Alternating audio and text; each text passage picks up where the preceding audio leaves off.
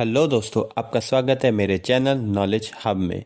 आज मैं आपके लिए लाया हूँ एक कहानी शर्त द बेट, जिसे लिखा है अंटोन चोखव में। तो शुरू करते हैं अपनी इस कहानी को। गर्मियों के दिन थे।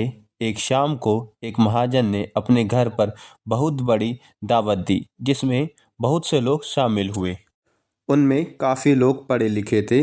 भोजन के बाद चाय की चुस्कियाँ लेते हुए वे लोग तरह तरह के विषयों पर चर्चा कर रहे थे। तभी उनमें से कुछ लोग फांसी की सज़ा के बारे में चर्चा करने लगे। आसपास खड़े दूसरे लोग भी इस चर्चा में भाग लेने लगे। बातचीत में भाग लेने वाले प्राय सभी लोगों का कहना था, किसी को फांसी की सज़ा नहीं दी जानी चाहिए, उम्र कैदी सबसे बड़ी सज़ा होनी चाहिए। लेकिन महाजन इस बात से सहमत नहीं था। वह बोला, हालांकि मुझे ना तो मौत की सज़ा का अनुभव है और न उम्र कैद का, फिर भी मैं बजाय उम्र कैद के मौत की सज़ा दिया जाना ज़्यादा ठीक समझता हूँ। मौत की सज़ा देने से आदमी तुरंत मर जाता है, जबकि उम्र कैद की सज़ा पाने वाला आदमी धीरे धीरे मरता है। एकदम मरने में तकलीफ कम होती है और धीरे धीरे मरने में ज़्यादा। तकलीफ तो इन दोनों ही सज़ाओं में होती है, वहाँ खड़ा एक व्यक्ति बोला। और दोनों ही सज़ाओं को देने का एक ही उद्देश्य है, आदमी से उसका जीवन छीन लेना। कानून किसी भी आदमी से वह चीज़ नहीं ले सकता जो वह उसे लौटा ना सके। वहाँ खड़े लोगों में एक 25 वर्षीय वकील भी था। वह बोला, मौत की सज़ा और उम्र कैद की सज़ा दोनों ही उचित है, लेकिन अगर मुझे इनमें से कोई एक सज़ा चुननी पड़े तो मैं उम्र कैद को ही चुनूंगा। मरने से तो अच्छा यही है कि आदमी किसी भी तरह से कितने भी कष्ट उठाकर जिंदा रहे। यह सुनकर महाजन जोश में बोला, ये गलत है। मैं शर्त लगाता हूँ कि तुम जेल की कोठरी में 5 साल भी नहीं रह सकते। 5 साल तो क्या, मैं 15 साल भी जेल की कोठरी में बिता सकता हूँ, नौजवान वकील ने कहा। 15 साल? नहीं, यह नहीं हो सकता, महाजन बोला। भाइयों, मैं 20 रूबल रूसी मुद्रा की शर्त लगाता हूँ। यदि यह व्यक्ति 15 साल जेल की कोठरी में बिताकर दिखाए तो मैं इसे 20 लाख रूबल दूंगा। तुम 20 लाख रूबल दांव पर लगाते हो? मैं अपनी 15 साल की आज़ादी दांव पर लगाता हूँ, वकील ने कहा। इस प्रकार उन दोनों के बीच यह अनोखी शर्त लग गई। महाजन के पास बहुत धन था। जब सब लोग चलने लगे तो महाजन ने उस वकील से मजाक में कहा, अरे नौजवान, पागल मत बनो, अब भी मान जाओ और शर्त वापस ले लो। मेरे लिए 20 लाख रूबल ज्यादा महत्व नहीं रखते, पर तुम क्यों अपनी जिंदगी के 3-4 साल बर्बाद करते हो? मैं 3-4 साल इसलिए कह रहा हूँ क्योंकि तुम इससे ज्यादा दिन कोठरी में नहीं बिता पाओगे। मुझे तुम पर दया आती है। लेकिन वकील किसी भी तरह शर्त वापस लेने के लिए राजी नहीं हुआ। तब यह निश्चय किया गया, वह वकील महाजन के घर के बाहर वाले बाग की एक कोठरी में कैद रहेगा। उस कोठरी के बाहर सख्त पहरा होगा। शर्त के अनुसार वह ना तो उस कोठरी से बाहर जा सकता था, ना किसी से मिल सकता था और ना किसी से बात ही कर सकता था। लेकिन वह कोठरी में बैठा बैठा बाजा बजा सकता था, किताबें पढ़ सकता था और पत्र लिख सकता था। कोठरी में एक खिड़की थी। उस कैदी को जिस चीज की जरूरत हो, वह उस चीज का नाम एक पर्ची पर लिखकर पर्ची खिड़की में से बाहर खड़े पहरेदार को दे सकता था। उसे वह चीज मिल सकती थी। उस नौजवान वकील ने अपनी कैद के पहले साल बहुत अकेलापन महसूस किया। वह बहुत दुखी भी हुआ। वह सारा दिन बाजा बजाता और कहानियों की किताब पढ़ता रहता था। कैद के दूसरे साल उसकी कोठरी से बाजे की आवाज आनी बंद हो गई। अब वह उच्च कोटि की किताबें पढ़ने लगा। कैद के 5वें साल में वह फिर बाजा बजाकर अपना समय बिताने लगा। वह खूब खाता पीता और फिर से सो जाता। कई बार वह कुछ बड़बड़ाने लगता। कई बार वह रात को बैठकर देर तक लिखता रहता और फिर सुबह उस लिखे हुए को फाड़ देता। कई बार उसे रोते हुए भी देखा गया। कैद के 6ठे साल में वह नई नई भाषाएं सीखने लगा।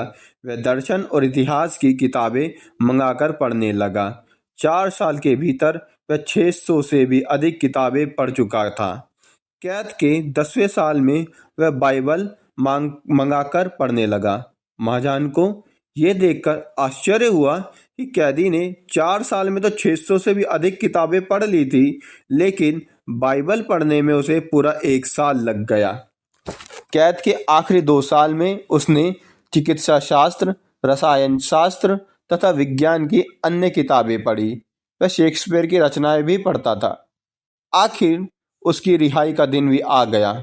उसकी रिहाई से एक दिन पहले महाजन बहुत बेचैनी से अपने कमरे में इधर उधर घूम रहा था। वह बहुत चिंतित था। वह सोच रहा था अगली रात को 12 बजे इस आदमी के अपनी इच्छा से अपनाए गए कैदी जीवन के 15 साल पूरे हो जाएंगे और वह शर्त जीत जाएगा। फिर इसे 20 लाख रूबल देने पड़ेंगे। इतना धन देने के बाद मेरा तो दिवाला ही निकल जाएगा। 15 साल पहले तो मेरे पास बहुत धन था, लेकिन अब वो उतना धन नहीं है। ओह, मैंने ये शर्त क्यों लगाई? महाजन मन ही मन बुदबुदाया। वह कैदी अभी केवल 40 साल का है। वह शर्त जीतने के बाद मुझसे 20 लाख रूबल ले लेगा और फिर आराम से जीवन बिताएगा। मैं भिखारी हो जाऊंगा और मुझे दर दर की ठोकरें खानी पड़ेगी। अब तो इस हालात से बचने का एक ही उपाय है कि यह आदमी किसी तरह मर जाए। घड़ी में रात के 3 बजे थे। महाजन के घर के सभी लोग गहरी नींद में सो रहे थे। खिड़की से ठंडी ठंडी हवा आ रही थी। महाजन ने धीरे से अपनी तिजोरी खोली और उसमें से कोठरी की चाबी निकाली। 15 साल तक तिजोरी में पड़े रहने से चाबी में जंग लग गई थी। फिर उसने अपना लंबा कोट पहना और घर से बाहर अपने बाग में आ गया। बाग में अभी अंधेरा था। ठंड भी बहुत थी। कुछ बूंदाबांदी भी हो रही थी। तूफानी हवा से पेड़ जोर जोर से हिल रहे थे। महाजन ने तेज आवाज में पहरेदार को पुकारा, पर उसे कोई जवाब नहीं मिला। खराब मौसम को देखकर पहरेदार रसोई घर के पास जाकर सो गया था। यदि मैं इसकी हत्या कर दूं, तो लोगों का शक पहरेदार पर ही जाएगा और मैं साफ बच जाऊंगा, महाजन ने सोचा। वह धीरे धीरे चलता हुआ कोठरी के पास पहुंचा। उसने कोठरी की खिड़की में से भीतर झांका। वहां एक मोमबत्ती जल रही थी। वकील एक मेज पर सिर टिकाए सो रहा था। उसके पास ही 2 कुर्सियां रखी थी। मेज पर खुली हुई किताबें पड़ी थी। महाजन ने ये देखने के लिए कि वकील गहरी नींद में सो रहा है या नहीं, खिड़की खटखटाई, पर वकील के शरीर में कोई हरकत नहीं हुई। तब महाजन ने धीरे से कोठरी का ताला खोला। फिर वह कोठरी के भीतर घुस गया। कोठरी के भीतर एकदम सन्नाटा था। महाजन ने मेज पर सिर टिकाकर सो रहे वकील की तरफ देखा।